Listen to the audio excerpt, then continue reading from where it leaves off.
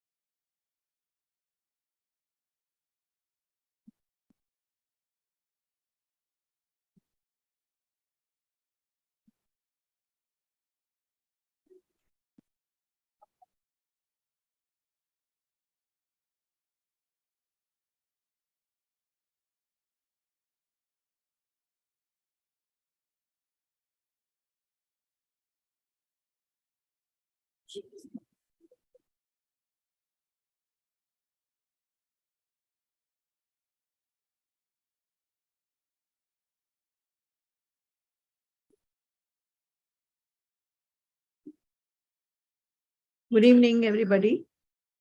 Today's topic is vitreous floaters. So before we talk about vitreous floaters, we should know what is vitreous and where it is situated. Here you can see the eyeball, where here a full eyeball is there from anterior to posterior. In the just posterior segment, here there is a vitreous, just like a jelly structure, which is a transparent. So whenever small particles or anything may be, so when it is there in the vitreous, the patient is going to see various small dark color shadows in front of your eye. And that is known as the vitreous floaters. And those floaters, whenever you move your eyes, those floaters also will move. So you will have an exactly idea that this is in the vitreous. It is not fixed. It just moves. And maybe there are various shapes, maybe round or maybe thread-like, So all different shapes are there. According to that, the patient will say that this is a type of floaters or shadows are seen.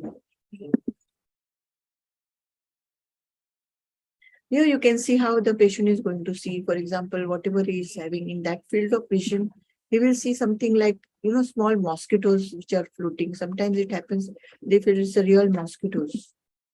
So this is type of vitreous floaters the patient is going to see. About the shape, I have already spoken. So now what are the causes? And if it is just a simple vitreous floaters, we are not worried. But when certain examination is done, that time you find out that some retinal condition like retinal tear or some inflammation in the retina, or there is some hemorrhage in the vitreous also will lead to this type of floaters. And some inflammation may be in the choroid retina, or in case of chronic iridocyclitis also. After surgery also many times patient will complain of vitreous floaters.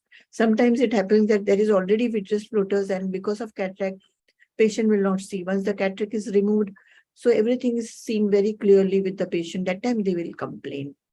So this is regarding vitreous floaters. So examination of the eye is very important to rule out all these conditions which are very dangerous because of certain tears and can lead to retinal detachment.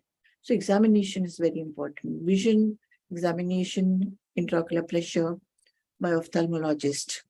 And if everything is fine, and after that also if the patient complains of vitreous floaters, in allopathy there is no treatment.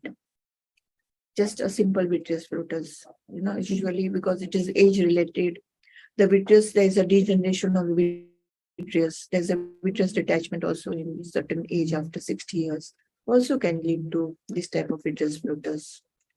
So here you can always go for some other type of treatment, homeopathy treatment. You can always see how it works. So you can go for other type of treatment, like homeopathy. All right. Thank you.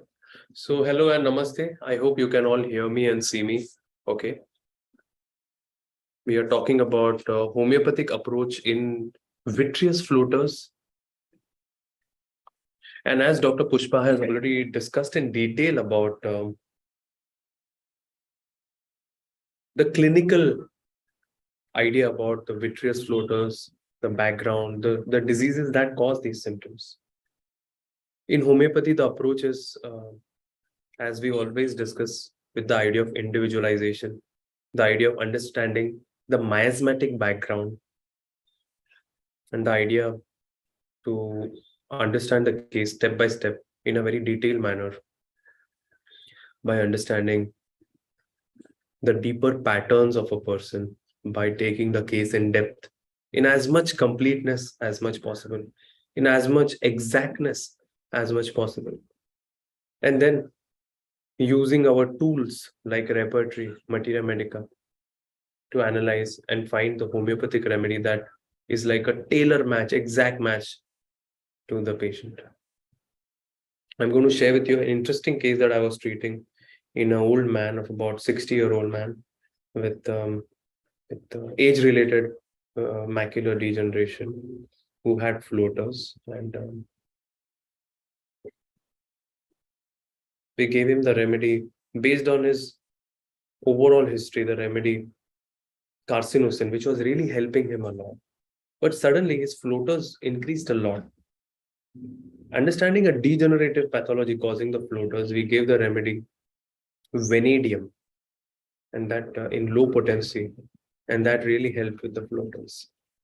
Similarly, in vitreous floaters, one of the most important remedies that you want to know about is the metal remedies, the heavy metal remedies, the remedies belonging to the sixth row of the periodic table, the aurum salts, the mercury salts, probably the kind of pressure that they undergo, the kind of pressure that they experience, the experience of responsibility, pressure, load on them later on affecting the eye pathology. That's why you will see a lot of mercury, aurum, plumbum, platinum, very important remedies for vitreous floaters as well. Right-sided vitreous floaters, one of the important remedies is carbonium sulf. It's very highly indicated in that. More left side, Merck IF is given as one of the strongest remedies. When in doubt, I also use a lot of biochemic remedies like kali muriaticum in 6x.